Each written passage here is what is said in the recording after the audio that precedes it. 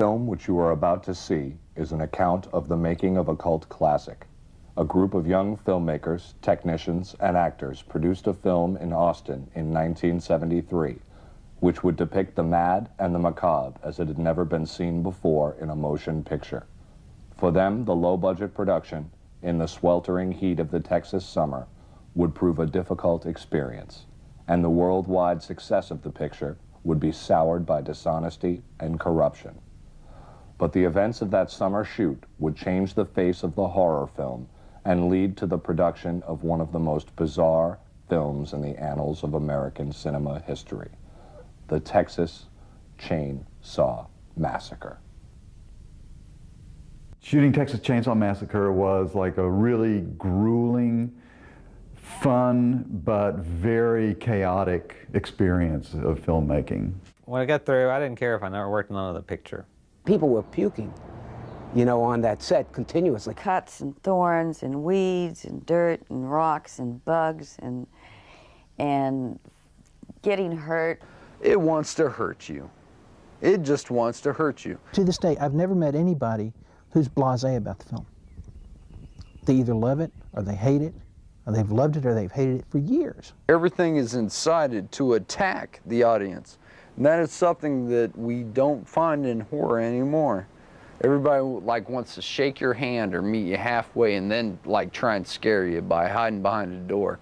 No, this thing was coming out in fucking clown paint, blood spattered, with homicide on its brain.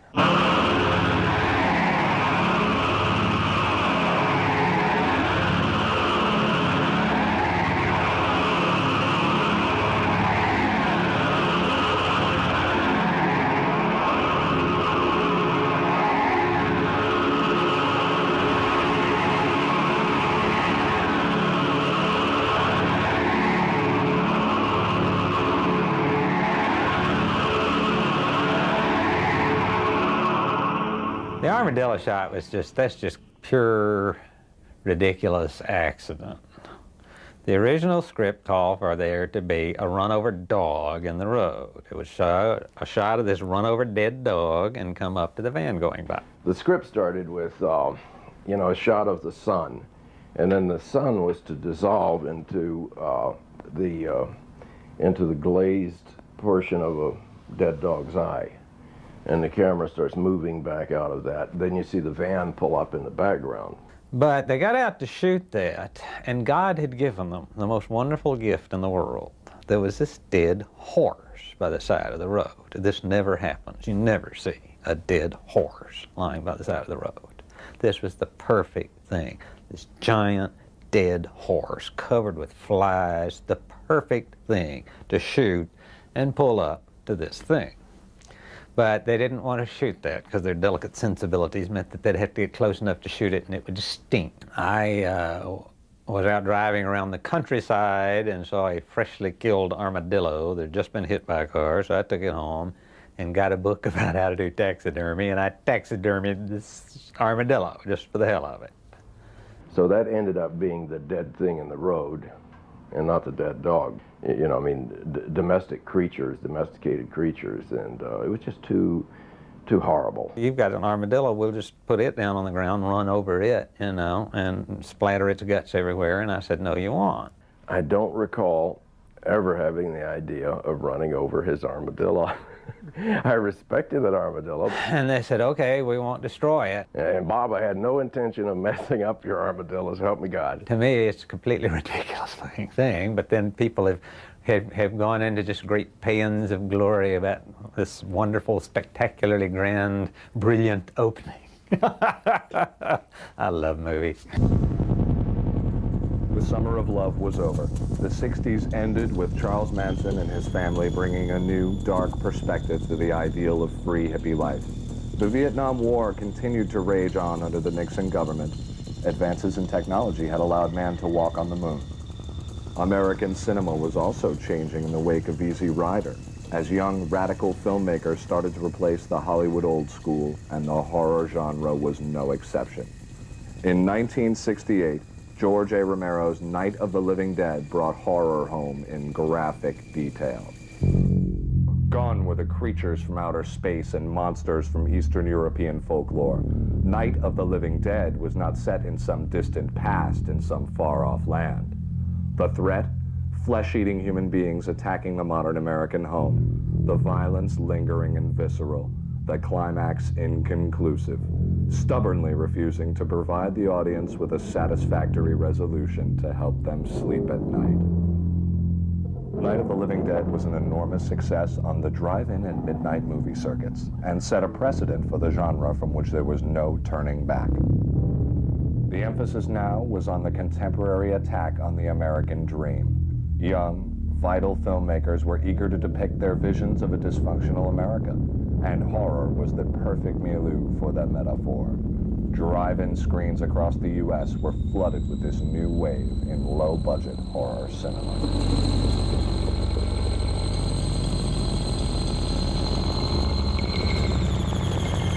In 1972, a collaboration between Sean S. Cunningham, who would go on to direct the popular slasher prototype Friday the 13th, and Wes Craven of Nightmare on Elm Street and Scream fame, would bring horror inside the harmony and safety of the middle American home with The Last House on the Left.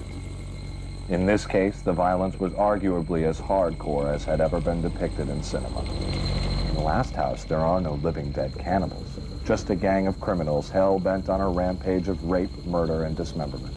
The elimination of the supernatural from the horror film. Interestingly, the final showdown features death by chainsaw. At this time, a young graduate from the film program at the University of Texas in Austin, called Toby Hooper, was making his first independent feature, Eggshells. Hooper was already considered an up-and-coming talent among Austin filmmakers, having directed 2 PBS-funded documentaries. Eggshells would win an award at the Atlanta Film Festival, but received only limited distribution. Hooper wanted to get to Hollywood and knew that he could not do this by making art films with limited audience appeal. He and Eggshells co-writer Kim Henkel decided it was necessary to write a picture in an established genre. None of the titles that we used prior to release were intended to be anything other than working titles. Almost in jest, what one time we called it head cheese. The original title was Stalking Leatherface. I mean, what do you do with that? It was called Leatherface when it was filmed, and a couple of other things, but Leatherface, I think, was the last title that they had on it until Scarin came up with the name, the Texas Chainsaw Massacre. I went to a friend of mine, and I threw the title out. So I would never see that. I will not, my girlfriend won't see it. I will not see this, nothing by that name. And I said, that's it, that's the title. And with a title like Texas and Chainsaw and Massacre, heck, I'd go see it.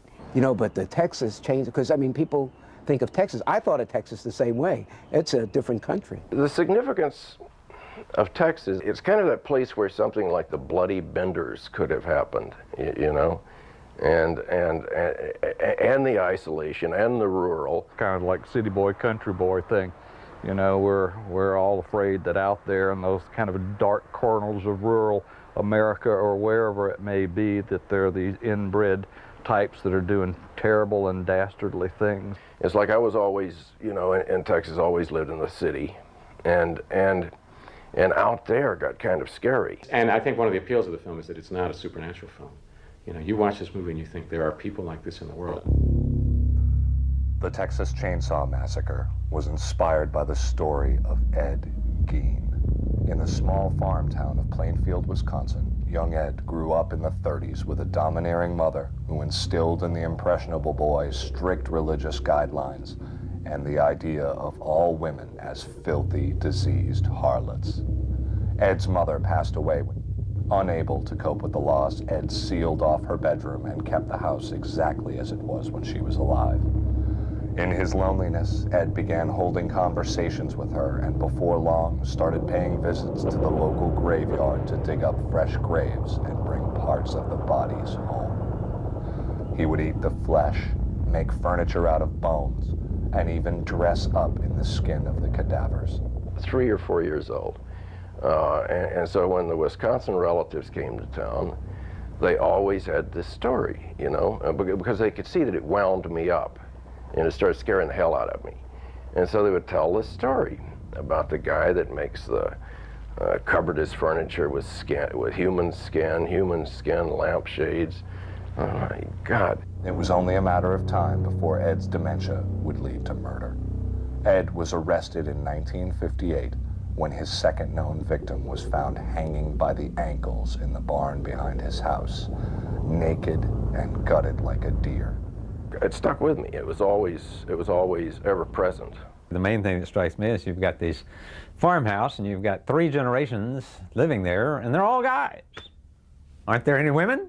You know, and it's so funny because Kim said, well, that's part of the mystery of it. So, what did I want to achieve with the Chainsaw family? Just scare the shit out of somebody. Get-togethers, reunions, whatever, holidays. I've seen more dysfunction and more hell, riddled through families than I would like to have. I wish I hadn't seen that much weirdness and family behavior. So I kind of always wanted to do something, that's about a dysfunctional family. You've heard the expression, "You are what you eat." Yeah, well, Leatherface is what he wears, He assumes the personality and the character of the mask he dons. He's the most powerful character in the film, physically. He is the most violent of the characters in the film. He's also the most frightened character in the film. He has somehow, by the older brother, probably assumed that role, that the feminine role in the house. Even though he's extremely violent and dangerous, in fact, he's really defending himself. That's really what he does. He's a big baby. I mean, in fact, inside the movie, he freaks out because he doesn't know where in the hell are they coming from? Where are all these people coming from? The character came out of long discussions with Toby and Kim. And then my attempt to say, how do I create that personality without having a voice or a face? So what I did was I went to a state school, which was a residential community, a campus community for retarded persons. And I just spent these 2 days on the campus walking around, watching the way people moved.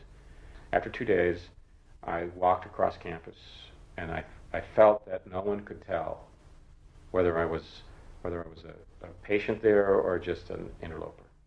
What we did is to create 2 corporations. One was Vortex, which was the production company, and the other was MAB, which was the investor corporation. Vortex, basically Toby and I formed it in a sense. I mean, we didn't do the legal work, obviously, but, we created as a company that was really the production company. The production company, of course, controlled the production, and the investor corporation funded it.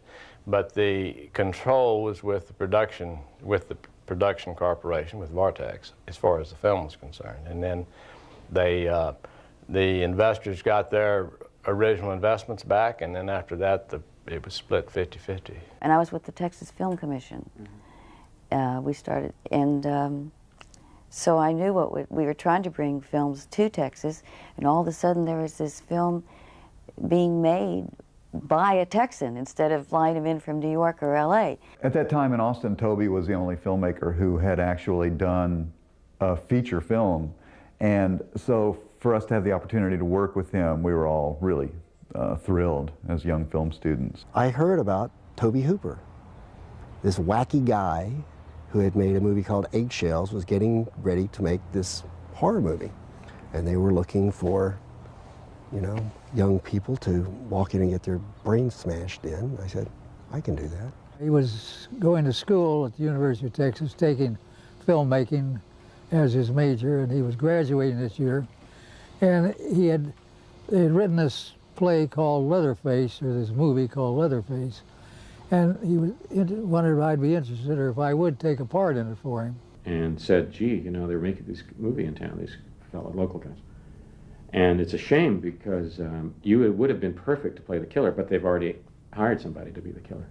It was really Toby's call that, although I was naturally moving towards sound, he was the one that identified it for me. He said, you really should do the sound on this. A week later, I'm walking down the street and I run into him. I don't even remember him. And he stopped me in the street and says, this guy they hired, he's drunk. He's drunk in a motel and he won't come out. And they're desperate. He was telling me about this, the next picture he wanted to do was a horror picture, but unlike any horror picture you've ever seen, Wayne. So it was strictly circumstance. I had never had any intention of working as an actor. Shooting began on July 15, 1973, and would last for 32 days.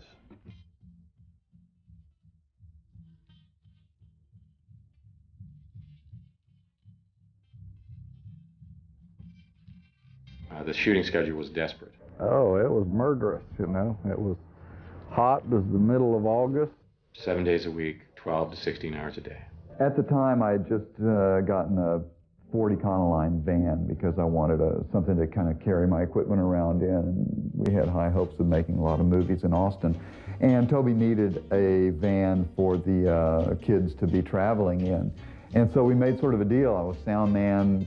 My van was there every day, so you could rent my van. And so they used my van for the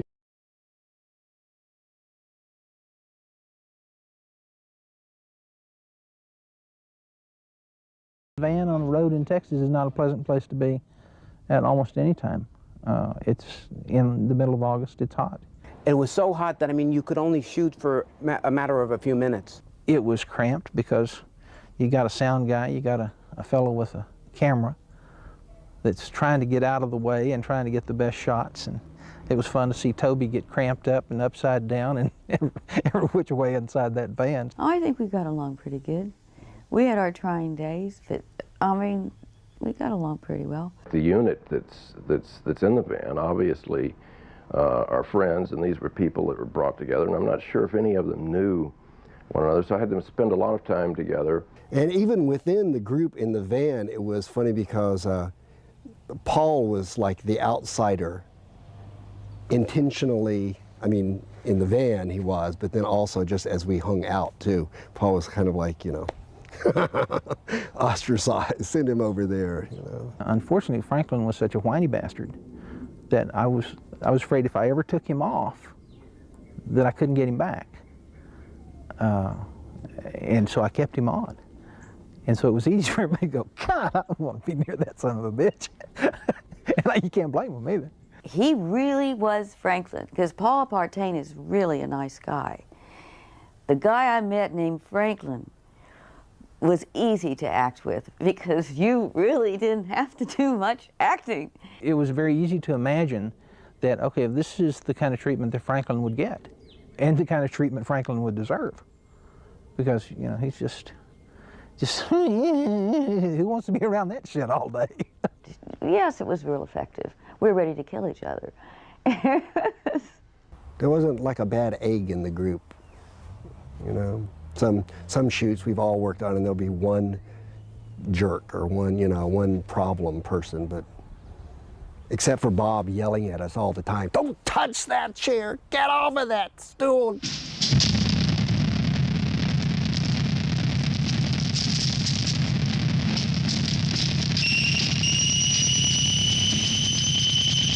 Well, to try to make it look like not an art director's idea of, you know, what insane people would do, but trying to make it look like where they live. Not trying to get into their minds, mind you, but just sitting back and saying, okay, they have these parts left over from people and animals that they've killed, and what would they do with them? So what are the parts? They are bones and skin and hair and teeth, and then, you know, if they're going to make things out of them, you know, what they would make out of them. I mean, it's really brilliant stuff. And as far as I know, the most of that stuff, he made it. He designed it, he made it. I'm sure with Toby's influence and direction. But they were art pieces, to tell you the truth. You know, I described this human skeleton totem, and then I described to him several things like a jib that, you know, that's made of, say, railroad ties, so it looks substantial and homemade, you know, for the meat hooks. And so Bob would go instantly, and like overnight, he would invent another, you know, another prop or another mask or another piece of dead art. Long time ago, the counties would, you know, if an animal died, the county would come and, you know, abattoir or something would come and pay you $5 to take away the animal and render it for, you know, fertilizer. Then the county got to where, you know, they'd come around and pick them up for free, but then they got to where you had to pay them to come pick up the dead animals, and at that point, the farmers just said, to heck with this, and so if a cow died or something, they'd haul it off in a distant corner or field and just let it go away. And so we went up there and, you know, went around to all these farms where there were cattle skeletons everywhere and gathered up a whole lot of them that way. And then we had a smattering of, well, we had a skeleton that got from a medical plastics place and a handful of human bone type. Some of them were real and some of them were fake that we got from there. But there was a lot of collecting of dead animal parts.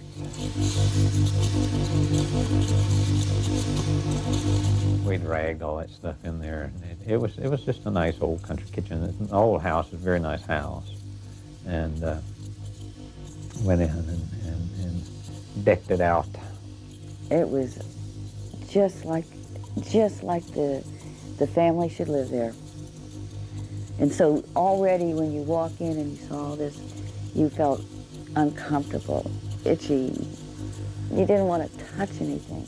At the time, I don't think we really appreciated it as much as I do now, especially since I am decorating sets. I just think it was another character in the movie, and it would not have been the same movie without all of his work. I worked a long time doing experimentations of material to try to make something that might look like human skin that was peeled off and dried.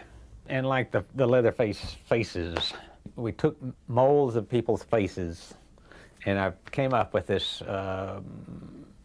formula, if you will, of using liquid latex and some fiberglass insulation material that I could peel off in very, very thin sheets and stick in there, and so it layered up, and so it was fibrous looking, and it was translucent, and it would naturally turn this kind of brownish, yellowish color.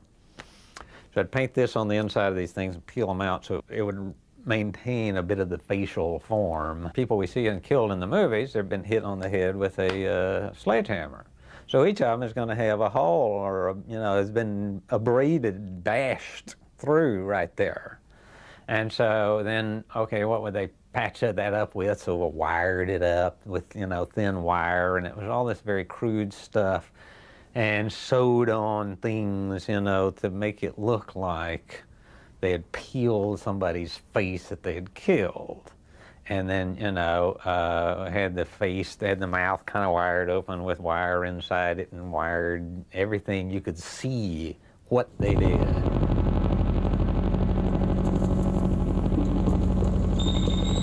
In cinema, at least at that time, a death scene was portrayed as someone fires the gun and someone would fall over.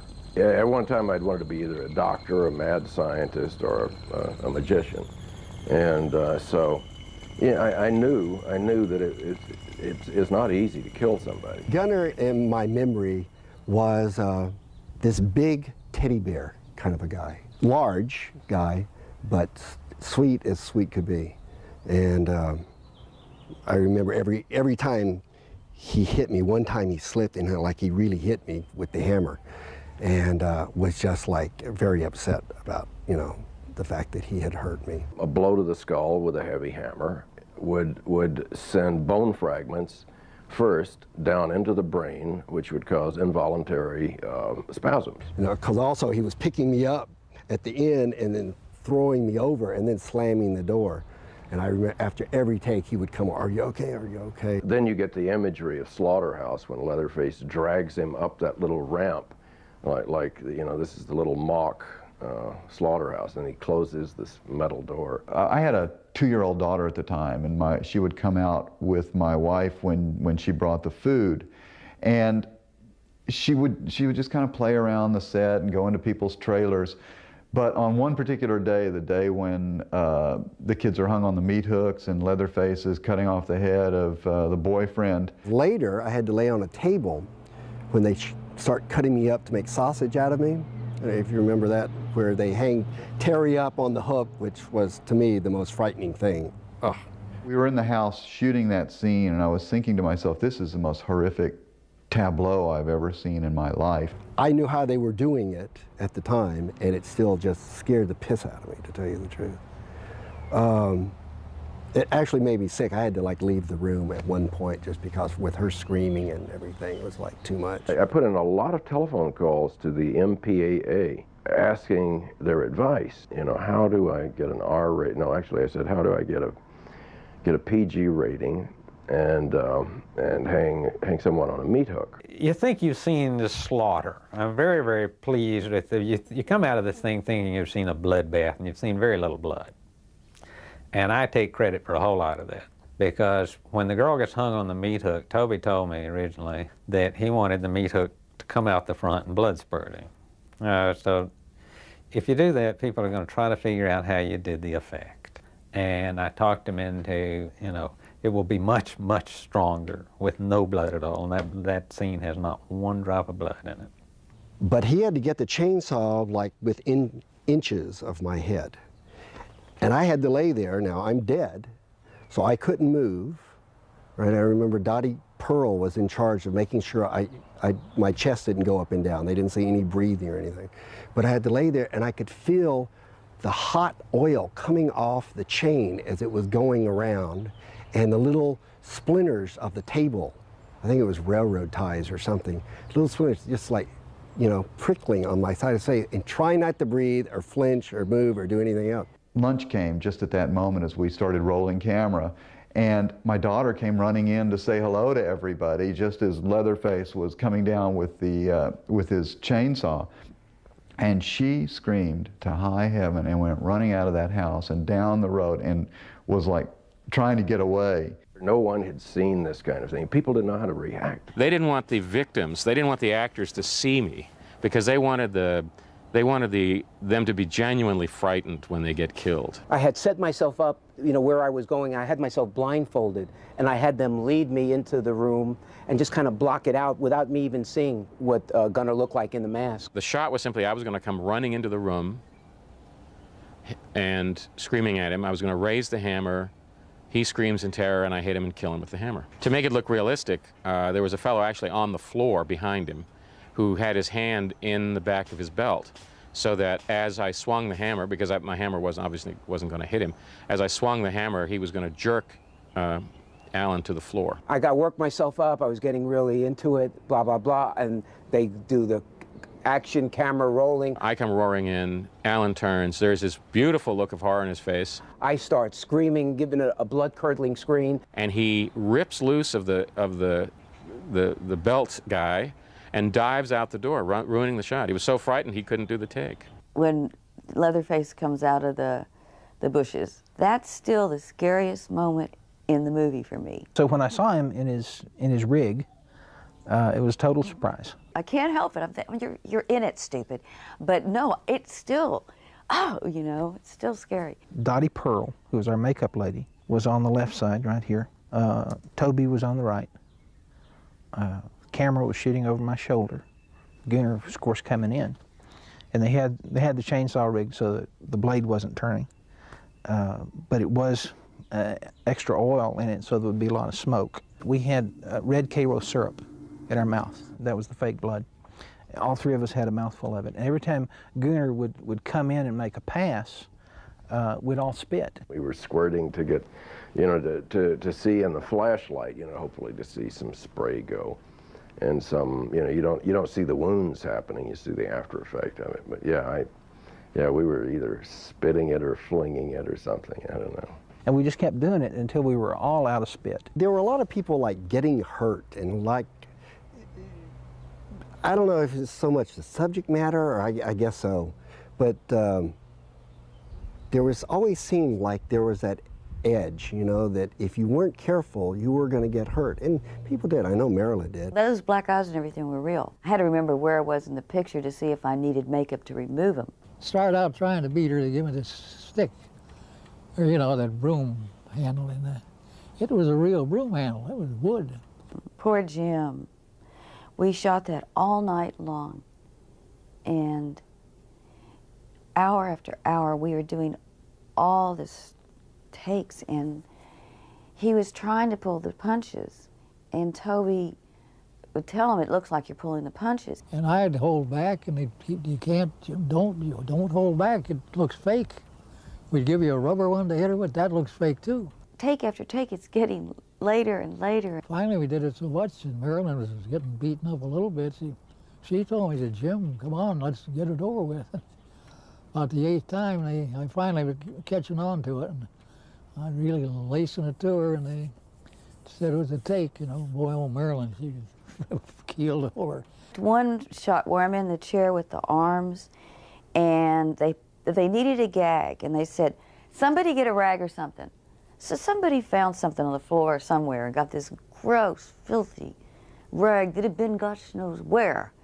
And that looks good. Oh, put it in her mouth. This is a gritty, nasty, disgusting that we're going to have to use again and again. No one thought about getting a clean one. And there was one time where Ed Neal's groping at me, and I'm like this. And so I'm in this chair, and my feet and hands are tied, and the camera's right there. And I'm going, getting away from Ed Neal, right? So I get so far away from Ed Neal, I go down. And there I am tied to the armchair with my feet tied. And the first thing the cameraman said is, she went out of the shot. And then they just said, well, let's do such and such. And I'm sitting there on the floor with the gag in my mouth, still, you know, somebody, get the girl. That made it, maybe they were all trying to get me in character. As a production, it was a very abusive production, and you see things you don't want to do, like working 27-hour days just because you didn't have your shit together enough to shoot it all in one day, which you should have known you could if you'd have planned it. The most grueling night of the shoot was the dinner scene that proved to be like a 27-hour shooting day. 26 hours. It was like a 27-hour shoot or something like that. Almost 36 hours straight we shot. I'm sure Toby's got it up past 40 by now. There were actually 2 reasons it had to be completed in one night. They were losing me that day. I was through and had to go. I just had a week contract with them. And the other reason is we'd run out of appliances for old Grandpa, who was, you know, 18 or 19 years old. And the poor guy, you know, it was basically glued to his face, so he was scarred for life. Okay, gang, we're going to be here till we finish this scene. And we all kind of accepted it. Somebody decided to take this chicken, very clever, and make the head and have the feet, some kind of beautiful decoration for the center of the table. What they didn't think about was after day, and under the lights, and in a house that's totally has big black curtains over the windows to make sure no light was coming in at any time, whether we were shooting day or night, though we just kept going. That chicken started to rot. We were shooting this in Texas in the summer. It was 95, 100, 105 degrees every day.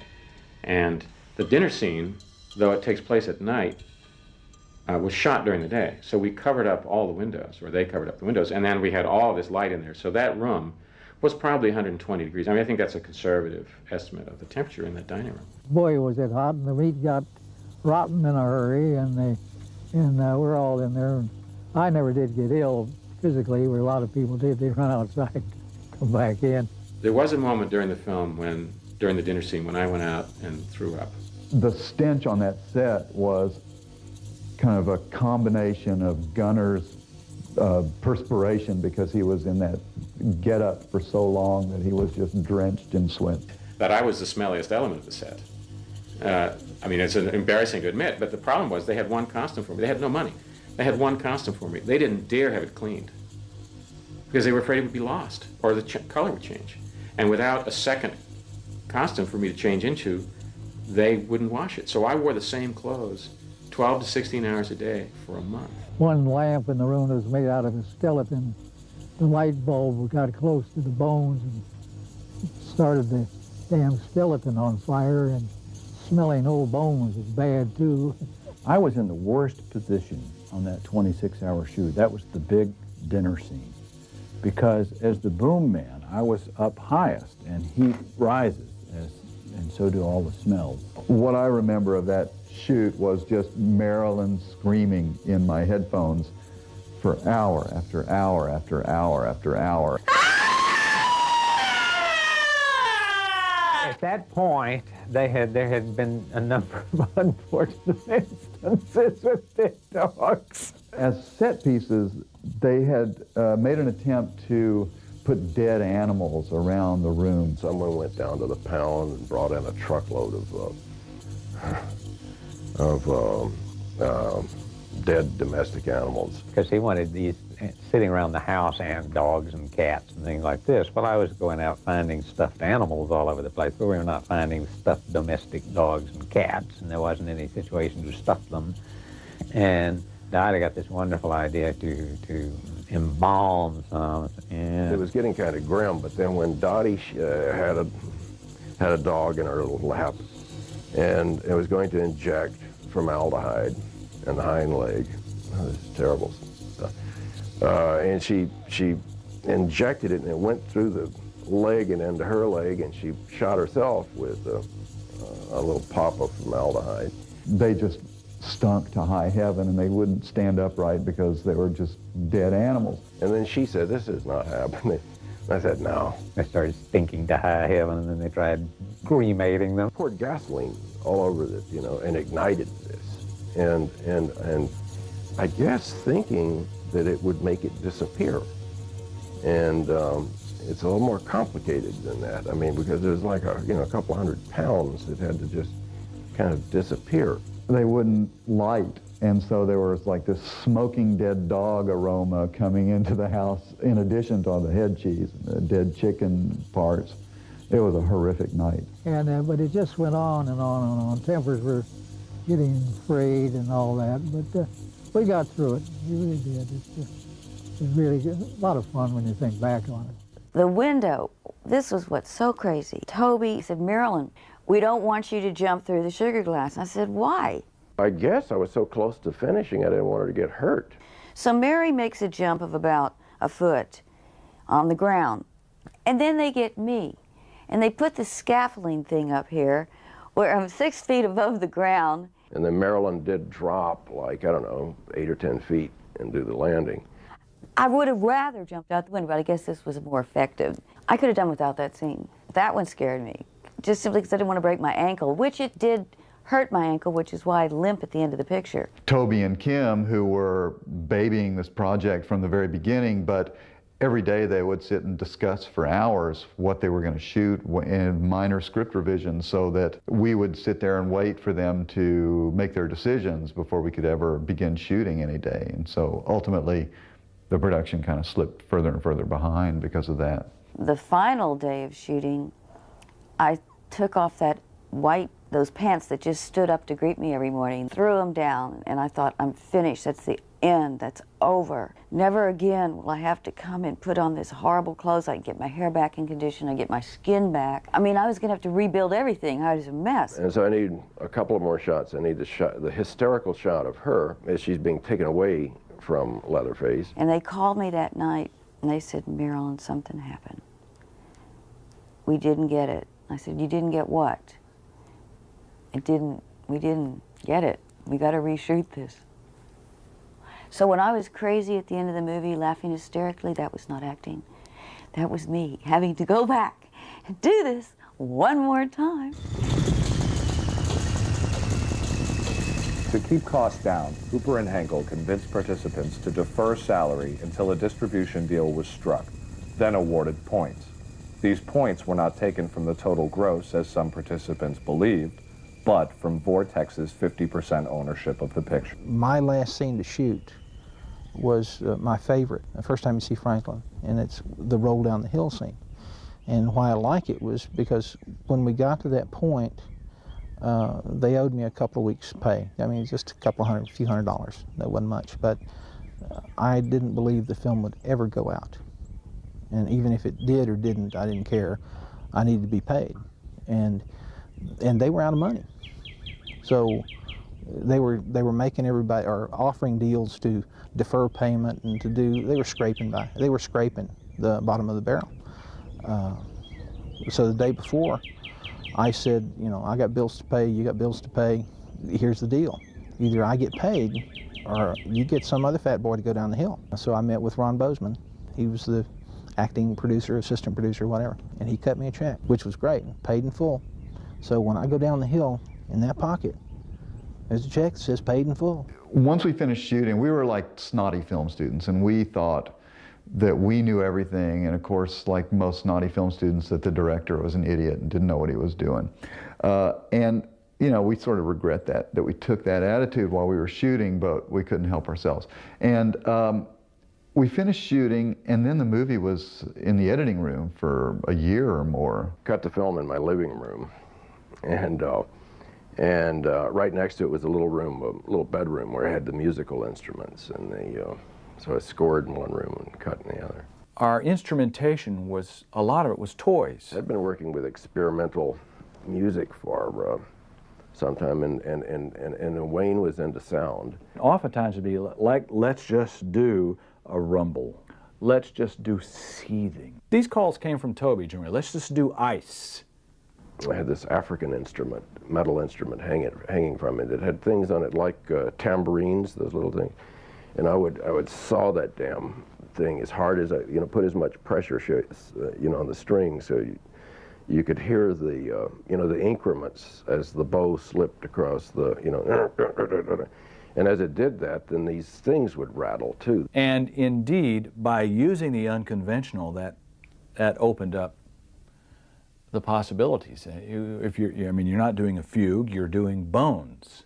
So I had a library of all kinds of sound that I could then control by editing. The production ran out of funds during editing, and Henkel and Hooper had to sell yet more shares in Vortex. They'd come up with a budget of $60,000, and that's what he funded. And he said, if anything, you need any more money than that, you got to get it out. You got to sell part of your interest. Toby and I had to sell off basically our portion, a good chunk of our portion of the film, in order to raise more money. Chainsaw was screened for most of the major studios, but none were interested in distributing the picture. Showed it to AIP, showed it around, and then this new group, Bryanston Films, showed it to them. And they said, instantly, we'll buy it on the spot. We got this letter that said, hey, we made a deal with Bryanston. Hubba, hubba, hubba, we're gonna, this is gonna come out. I said, oh, great. And Steve came in the office that day, and I said, look, we made a deal with Bryanston. And Steve said, they're mafia. The Texas Chainsaw Massacre opened in drive-ins and hardtop theaters across Texas in October 1974. Friends of mine hired a limousine for me. It was a premiere for me. It was at the Village Cinema. And there it was. And it looked like a real film. And I wasn't expecting it to be a real film. I thought it was going to be something that would maybe get shown somewhere at a drive-in somewhere, and that would be about it. It's kind of like in shock the first time I saw it, because it was just this unrelenting nightmare of a movie. I thought it was pretty bad. I remember being really impressed with the rawness of the film. When it was put together, the kind of sense of butchery of human beings and the terror of it was, to me, like a groundbreaking horror film. I saw a poster in front of the cinema. Who will survive and what will be left of them? I could not miss this movie. It was just the greatest poster I've ever seen. I never believed in my wildest imagination that this movie would actually deliver the groceries. God awful, hell, holy hell. It's a Texas Chainsaw Massacre. To me, that was as profound as a cinematic experience as seeing 8½, and Citizen Kane, and Dawn of the Dead. The whole cinema bonded into one mass hysterical group watching this movie that was just totally outrageous. Rex Reed says the scariest movie you'd ever seen, such as that, and then it really took off. Yeah, it got really good reviews, and people loved it, and it kind of surprised all of us who worked on it, because we weren't really prepared for any sort of acclaim to accrue to that movie. This movie is happening. It's #3 You know, it's coming up, it had a bullet on it, you know, it's shooting to the top, it's playing here, it's playing there. All of a sudden you're a part of something, and you start reading the news publications that said, okay, it took in millions here and millions there, and it broke records everywhere. Most of us had different percentages, so I thought it's going to be at least a payday. But according to Bryanston's reports, the Texans' 35% share of profits amounted to $5,734. So you start looking up your little percentages of a percentage of a production company that has X percentage of the production companies. My temptation is to call it a deception, but maybe it was a misunderstanding. But essentially, what no one ever found out, what I certainly never knew, was that Vortex didn't own the film. So what we were paid in our percentages were a fraction of what we thought we were supposed to get. Vortex turned out to be one of, I think, 3 companies who had the financial interest in the film. So when I'm being given points, I think I'm being given points in a film, but I'm actually being given points in a company that owns points in the film. We had this percentage, half a point or a point, whatever it was, you know, of the net, which now I realize it's like you're not going to get anything, so don't expect it, basically. But we didn't know that at the time. But still, even making all those calculations, you think, okay, well, there's some dollars that should be rolling in here. 9 months after the film was released, when we were expecting to see a lot of money because the movie was doing so well, my first royalty check was for $47.07. It was a very unpleasant experience for most of the people involved. It was a film made for $125,000 that should have been about half of that. And it was a film that made, we don't know how much, but at least $100 million, and we saw pittance out of it because for one reason or another, we got ripped off. You know, I was on my own. I didn't have a lot of financial commitments, so I wasn't in debt. But I know some of the other guys really struggled because they had bills, they had families, and they knew the movie was making a lot of money, and they had counted on that money. I'm making, you know, have a chance to get a few shekels, you know, out of this movie, and have life a little bit easier for myself, my son, not to be.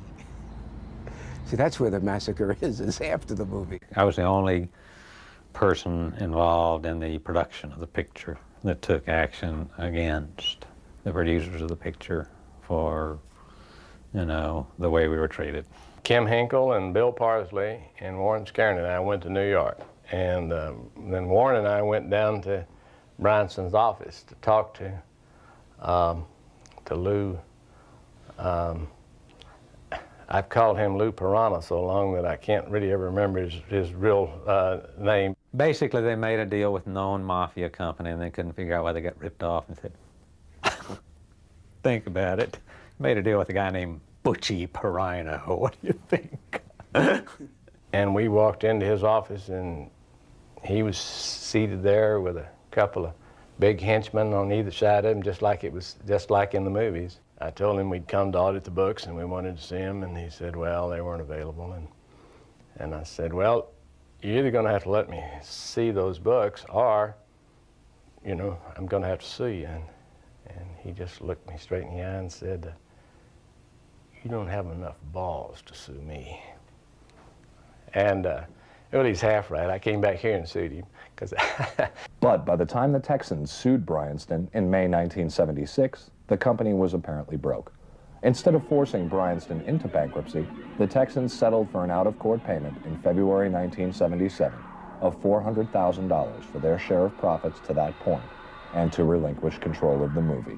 I don't guess anybody will ever know exactly how much that they stole. The Texas Chainsaw Massacre, despite its lack of on-screen bloodshed, would attract an R rating in the States. However, elsewhere in the world, the censors were not quite so lenient. In 1975, the British Board of Film Censors refused to grant Chainsaw a theatrical certificate, with BBFC Secretary James Furman commenting that the film seemed like the pornography of terror. Furman said at the screening of Texas Chainsaw Massacre that this film is fine for middle-class intellectuals at the National Film Theatre, but imagine its effect on the average car worker in Birmingham. Well, I think, first of all, people in general are afraid of horror movies. Horror movies are unlike mainstream film in that they are, I think they have a very dark view of reality. What we like to do with a horror film in order to feel safe is to kind of contain, punish, or expel the monster in the final scene. Traditionally what happens is the sun rises, the survivors stumble out of the house of horror, battered, bleeding, but basically alive, and the threat that the monster represents is vanquished. Clearly this does not happen in the Texas Chainsaw Massacre. Indeed, the final shot reveals that the film's key killer, Leatherface, is still at large. Meanwhile, the heroine is left caked with blood, catatonic, and clearly as deranged as her former oppressors. I think James Furman actually went through the film to see what could or should be cut, and discovered that there was no one individual scene or image that was unacceptable, that it was the massive kind of cumulative frenzy of the Texas Chainsaw Massacre which wasn't acceptable, and therefore the whole thing had to be cut. And the film remained on the BBFC blacklist for 23 years. It is subjective, and the sooner that's admitted by all and sundry, the better, I would say. With a long history of inconsistent decision-making, it is perhaps not surprising that as soon as James Furman retired from his position at the BBFC in 1998, the new guardians of moral decency in Britain, Robin Duvall and Andreas Whittam-Smith, finally decided that Chainsaw was no longer a threat to decent society, and the film was subsequently granted an 18 certificate in an uncut form.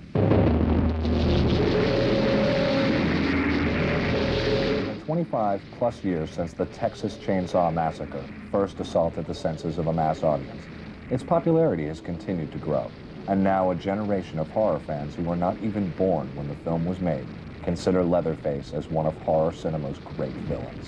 What's your favorite scene from Chainsaw, fellas? Leatherface. Pardon me? Leatherface. In a way, my favorite scene is the last scene when I'm dancing, because that was improvised. So I figured it was the cameraman's job and Toby's job to avoid me. So I was actually swinging the saw. And I thought it was like my one moment in this movie where I'm going to try to kill Toby Hooper. What are you doing? It's not camera.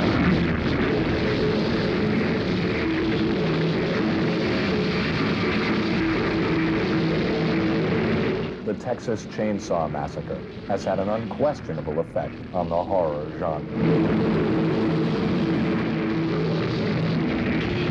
It is arguable that the elusive killer Leatherface has inspired a whole multitude of masked slashers throughout the 70s, 80s, and 90s. And it is claimed that the origin of the triumphant surviving female, now a staple of the genre, originated with Chainsaw Sally. What I wanted to do was to come out of my mental institution and go after the family. That was my, I thought that would make a good movie. Being the product of a genre synonymous with exploitation, coupled with the fact that Leatherface survives the length of the original film, it was only a matter of time before the sexually ambiguous, chainsaw-wielding maniac would make a return to the big screen. The difference of day and night, that was, second one, well, that was nothing but money. The finest places to stay, the finest of everything, the, you know, limousines at your disposal. I brooded for years that no one appreciated or saw the humor or the comedy in Chainsaw 1, and that's true. It took like 8 years. It was so damn shocking. The Texas Chainsaw Massacre Part 2 was a big-budget Hollywood production starring Dennis Hopper, arriving almost 10 years after the original. The emphasis was on black comedy, but this didn't stop Hooper from pulling out all the stops as far as gore was concerned. It's a crazy, loony film. It's a hysterical movie. The film that was written and shot was truly a wonderful satire. It was a wonderful film. And I hope that one day Toby can put out his own cut of that movie. I doubt it, because all that God only knows where the material is. The biggest thing that I recall is Cannon Films just, they were really horrible. They were horrible. They treated Toby horribly.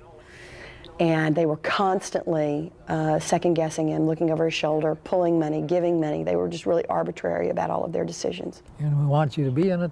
Can you be in it? And he said, we're going to start it next, whenever it was. Yeah, fine, heavens, yeah. And why they only got me back, I don't know. They asked me to be in if I was interested in being in the film, and I was.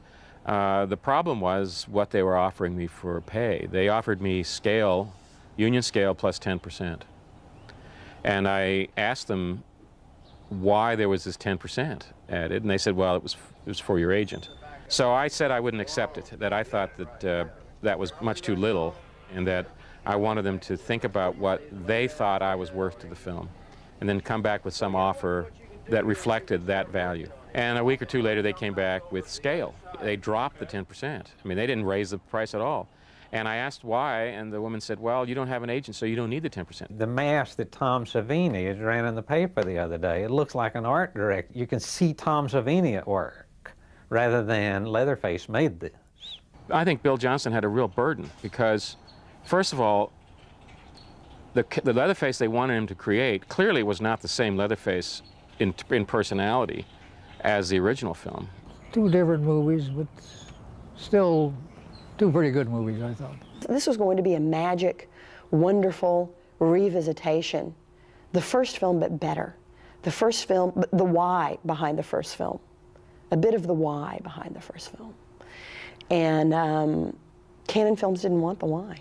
They just wanted the first film over and over again. Well, it was not finished, for one thing. There were incomplete sequences. And they got a hold of it and cut it themselves and just fucked it up.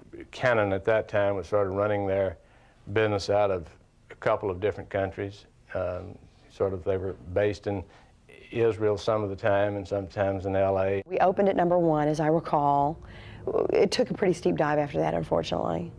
But as far as residual payments and ancillary markets and things like that, the film's never really supposedly shown a profit. And it's got too much of a cult following, I think, for that to be possible. Nobody was willing to invest the money to go, to audit their books. Look at the meat on that one! What happened to the money? Where's our money? What happened? Because the first one, the big rumor in Austin always was that there were some shady financiers behind the film, and that's where all of it went. I suppose Cannon Films now are the shady financiers behind #2. In fact, I think, all things considered, it came out, it came out well, regardless of if it was what I set out to do or not. Leatherface would return again in a far less lavish New Line production, in Leatherface, the Texas Chainsaw Massacre Part 3. I basically was like probably literally the 50th choice to do this movie. I really think they literally went down a list, because I've met so many directors in the subsequent years that say, oh yeah, you did that Leatherface movie. Yeah, I was offered the hat, but man, I just couldn't do it. So I think it was just literally I got it by, total default. Because I know McNaughton turned it down, Peter Jackson, they literally went through a list. New Line said legally cannot speak to Tobe Hooper or Kim Henkel. Given my druthers, I would have wanted to rewrite the script, because Dave Scow is a talented writer, but I just felt that there were a lot of unanswered questions, a lot of needless questions that the audience would come to ask, because like, who is this family, where do they come from? It's a pretty damn big coincidence that they happen to have a desiccated grandfather that they keep alive too, or don't keep alive, or whatever. My concept was, hey, let's at least return to the more nasty roots and dark humor versus an overall jokey tone. First thing when I got the job, I go, man, this would really make it the true sequel by you have the original Leatherface back. He talked to me about being in the film, and we looked at the script and talked about what a mess the script was. One of the main things was he needed a certain monetary commitment from New Line, and that they weren't prepared to give. And it wasn't an outrageous thing he wanted. It was fine. I mean, it was very unlike the kind of indirect way that I dealt with Cannon. I mean, he said, I'll talk to the producers. He came back to me and said, we can't pay you more than scale, so I guess we can't have you. And I said, fine. I mean, it was very direct and, honorable, and I had no problem with that. I mean, I was disappointed, but it just didn't work out. What happened was we had a test screening in Burbank. So we screened the movie, and it gets a better, I mean, for what, hey, look, it is what it is, but it got a better response than like Nightmare on Elm Street 5, the movie they had done previously. So we had this big powwow at the end of the evening, and they're just livid. Bob Shea and this guy Rolf Mitwig, the head of foreign, Rolf says, do you realize it'll be banned in every country? I can't sell this movie foreign. it's way too bloody, it's this, it's that, it's way too offensive. Bob Shea at the next day comes in the editing room and goes, that's gone, that's gone, that's gone. So all this stuff got truncated. This is way before we even started submitting it to the ratings board. When we ran into all these ratings problems, we had to resubmit it to the ratings board many, many times to get an R. The film constantly, we were cutting the negative because they wanted to play in theaters right away, and at that time they thought they could still make the October release date. So the negative kept getting cut, and they never did a protection negative of those effect scenes. And it was a nasty movie. It was a very nasty movie. I don't want it to sound like it's a lost classic or a lost masterpiece or anything. No, it's not. The theatrical version of the movie made me look incompetent as a director. Because there were scenes where I go, man, I directed this movie. I had no fucking idea what's going on. I mean, because you can't. It was literally incoherent the way they had to cut around this stuff. And I wanted my name taken off the movie. And that's the last words I said to Mike DeLuca. This is if you don't know, Mike DeLuca is now one of the most powerful guys in Hollywood. The last thing I said, I want my name off the movie. What do you mean you want your name? I want my name off the fucking movie. I want my name off the fucking movie. And then he hangs up. And that's the last time. And they couldn't take my name off the movie because they'd already printed up Reel 1, which obviously had the credits, because Reel 1 was the only reel that didn't have any changes. Writer of the original, Kim Henkel, directed the 4th installment in the series as The Return of the Texas Chainsaw Massacre. We felt like we could kind of revive the film to bring it back to the spirit of the original. And I didn't really want to get involved as much as I wound up being involved, but finally let Bob Coon bully me into it. I want you to get almost in the same plane as her face. You're forward, looking down here.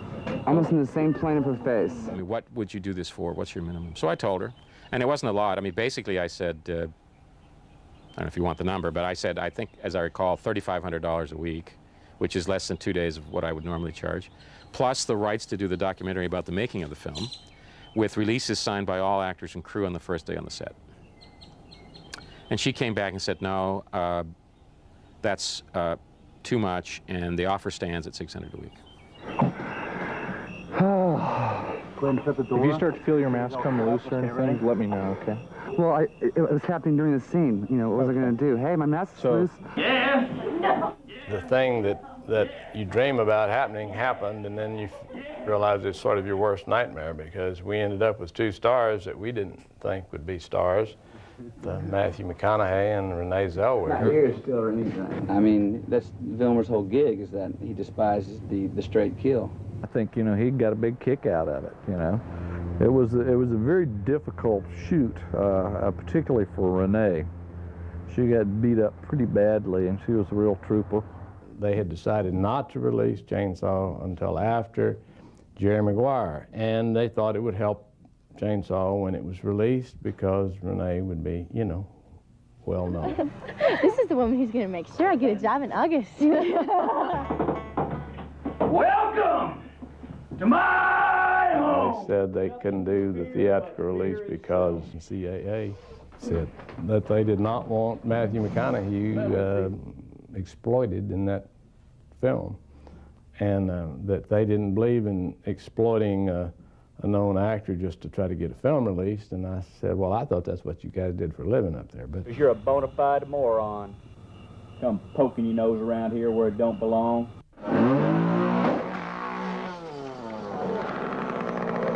we finally ended up suing Columbia TriStar, which was probably a mistake because they did a token theatrical release. They released it in 10 theaters across the United States. It is the first Texas Chainsaw Massacre, however, which still holds the reputation as a startlingly original work in the history of American cinema. A print of the film resides in New York's Museum of Modern Art. And, of course, it is still held in high regard by fans of extreme cinema all over the world. Just remember, my family's always visited me. Incidentally, the house where the Chainsaw family resided in the original Chainsaw has now been converted into the Kingsland Old Town Grill.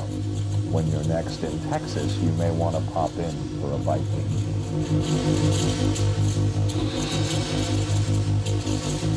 it was really a shock to see it because it's such a beautiful building, and I don't remember it, you know, looking nice like this at all. And if you look up this way, this is the window that Marilyn ran out of. Yeah, this is the hall where I carried Terry McMinn down. We brought Terry down this way. This was the original dining room.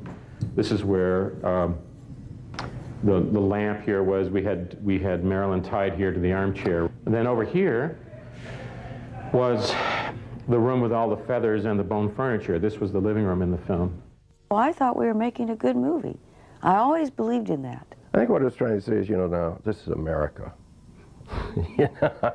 This is the first time I ever worked with a bunch of college kids like that. Mostly always been with the pros, you know, because,